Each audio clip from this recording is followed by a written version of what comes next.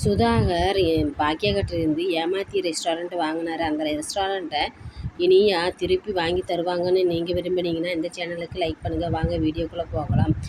பாக்கியா ரெஸ்டாரண்ட்டை இப்படி ஏமாற்றி வாங்கிட்டாருன்னு கவலையில் வீட்டுக்கு வர்றப்ப இனியா கண்ணுக்கு தெரிஞ்சோடனே ஐயோ இந்த பிரச்சனையினால இனியா இது கோச்சிட்டு வீட்டுக்கு வந்துட்டாலோன்னு அந்த ஒரு பயம் வேறு பாக்கியாவுக்கு வந்துருச்சு. என்னென்னு தெரியுன்ட்டு வந்தது கூட வாணி கேட்காம ஏம்மா இப்படி பார்க்குறீங்க அப்படின்னு சொன்னோடனே இல்லைம்மா எப்போ வந்த அப்படின்னு சொல்லி கேட்டேன். இப்போதாம்மா வந்தேன். வந்து 1 மணி நேரம் ஆயிடுச்சு. ஏன் யாரும் எங்களுக்கு சொல்லலை, நான் தான் சொல்ல வேண்டாம் சர்ப்ரைஸாக இருக்கட்டும்னு சொல்லி இருந்தம்மா அப்படின்னு சொல்லி ஏன் எதுக்கு வந்த அப்படின்னு சொல்லி கேட்குறப்ப அம்மா ஏம்மா எதுக்கு வந்தேன்னு கேட்குறீங்க, மாப்பிள்ளையும் தான் வந்திருக்காங்க வந்து பாருங்கள் அப்படின்னு சொல்லிட்டு மாப்பிள்ளையை பார்க்குறான். ஈஸ்வரி இருந்துட்டு மாப்பிள்ளையும் வான்னு கூட கேட்காம என்ன அப்படி பார்க்குற அப்படின்னு சொல்லி கேட்க வாங்க மாப்பிள்ளை அப்படின்னு சொல்லி மரங்கத்தை அப்படின்னு அவர் சொல்கிறார். என்ன பாக்கியா வந்தது லேட்டாக வந்தது இல்லாமல் இப்படியே விரைச்சி பார்த்த மாதிரி என்னமோ பறி கொடுத்த மாதிரியே நிற்கிற, போய் அவங்களுக்கு விருந்து ரெடி பண்ணு, மாப்பிள்ளை உங்கள் கையால் நல்லா சாப்பிட்டுட்டும் விருந்து ரெடி பண்ணு அப்படின்னு சொல்லி ஈஸ்வரி சொல்கிறேன். சரின்ட்டு போய் சமைக்க போகிறேன். ஆண்டி உங்கள் சமையல் நல்லா இருக்குன்னு சொல்லி எல்லாருமே சொல்கிறாங்க, நான் இன்றைக்கி சாப்பிட்டு பார்க்குறேங்க ஆண்டி அப்படின்னு சொன்னேன். சரின்ட்டு போய் சமைக்க போனப்போ கையில் சுட்டுக்குது. 2 பேரும் ஆண்டி உங்களுக்கு ஓகேவானு ஓகே தான் அப்படின்னு சொல்லி சமைச்சிட்ருக்கிறப்ப இனியா வந்து ஏம்மா ரெஸ்டாரண்ட் பிரச்சனை என்னாச்சுமா அப்படின்ட்டு எல்லாம் நல்லபடியாக முடிஞ்சிருச்சு அப்படின்னு சொல்லி கேட்குறான். நல்லபடியாக முடிஞ்சிருச்சு அப்படி இனியா அப்படின்னு சொல்லி நீ நல்லா இருக்கியா, உன்னை எல்லாம் நல்லா பார்த்துக்குறாங்களா அப்படின்னு எல்லாம் நல்லா பார்த்துக்குறாங்க அப்படின்னு சொல்லி கேட்குறான். ஏம்மா நீங்கள் ஒரு மாதிரியாக இருக்கீங்க அப்படின்னு ஒன்றும் இல்லை அலைச்சல் தான் அப்படின்னு சொல்லிட்டு எல்லா விஷயத்தையும் மனசில் போட்டு மூடி மறைச்சி அவங்களுக்கு பரிமாறிட்டுருக்கான். இதில் இடையில கோபி மருமகனுக்கு நல்லா பரிமாறு, அதை பண்ணு இதை பண்ணுன்ட்டு பாக்கியாவை கடுப்பேற்றிக்கிட்டே இருக்கிறாங்க. எல்லாத்தையும் பல்ல கடிச்சுட்டு அவங்க போக வரைக்கும் அமைதியாக இருந்துட்டு வழி அனுப்பாமல் உட்காந்துக்கிறான். ஈஸ்வரி வந்து மாப்பிள்ளை வந்திருக்காரு, வந்ததும் வாசல் வரைக்கும் போய் வழி அனுப்பாமல் இப்படி உட்காந்துருக்கு, நீ எல்லாம் ஒரு பொம்பளையா அப்படின்னு கேட்டோன்னே ஆமாம் நீ எங்கெல்லாம் என்னை கேட்பீங்க பொம்பளையான்னு, நீங்கள்லாம் தான் என்னை பழி வாங்கிட்டீங்க எடுத்துட்டீங்க. நான் அன்றைக்கே சொன்னேன் அவர் வந்து ஒரு சூழ்ச்சியில் தான் இந்த கல்யாணத்தையே ஏற்பாடு பண்ணுறாருன்னு கேட்டதுக்கு யாரும் நீங்கள் கேட்க மாட்டேன்ட்டீங்க. என் ரெஸ்டாரண்ட் இப்போ வந்து இனியாவுக்கு நான் கிஃப்டாக கொடுத்தேன்னு சொல்லி எழுதி வாங்கிட்டு வந்துட்டாரு. நான் வெத்து பேப்பரில் கையெழுத்து போடுறப்பவே யோசித்தேன், நீங்கள் அன்றைக்கி என்னை கேட்டீங்களே நீ எல்லாம் இப்போ பிள்ளைய பெற்று வளர்த்தவளா, நீ பிள்ளைக்கு ஒரு நல்லது பண்ணி வைக்க மாட்டியா, கல்யாணம் பண்ண மாட்டியான்னு என்னை எத்தனை கேள்வி கேட்டீங்க. அந்த ஒரு வார்த்தைக்காக தான் எனக்கு அப்போவே தெரியும் இந்த மாதிரி பிரச்சனையெல்லாம் வரும்ன்ட்டு.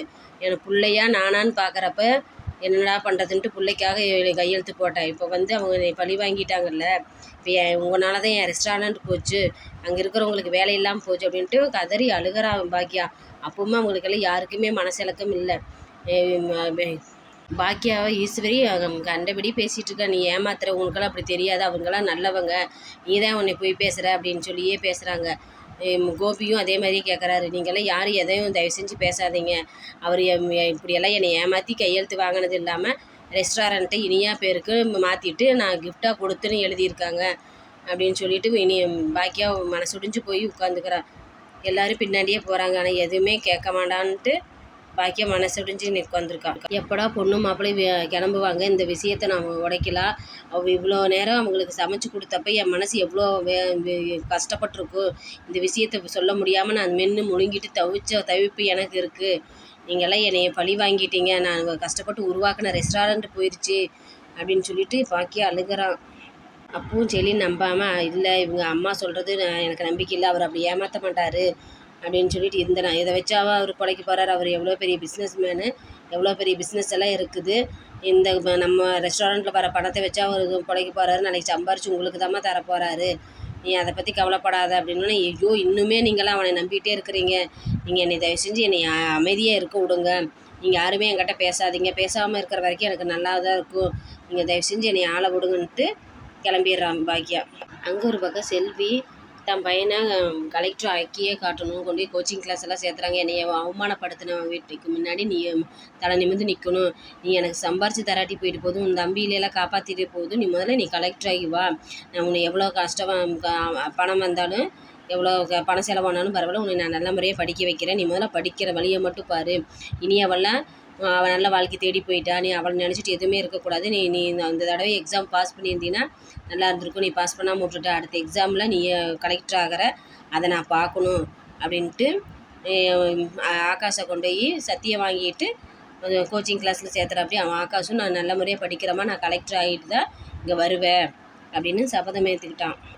கோபி போய் நான் சம்மந்திக்கிட்ட கேட்டு வரேன் சரியா, நான் மட்டும் போய் பார்த்துட்டு வந்துடுறேன், நீ அம்மாவை பத்திரமா பார்த்துக்க அப்படின்னு சொல்லிட்டு சுதாகர் கோபி பார்க்க போகிறாரு. சுதாகர் வந்து கோபி முகத்தில் கறியை பூசி விடுவாருன்னு நீங்கள் விரும்புனீங்கன்னா இந்த சேனலுக்கு லைக் பண்ணுங்கள்.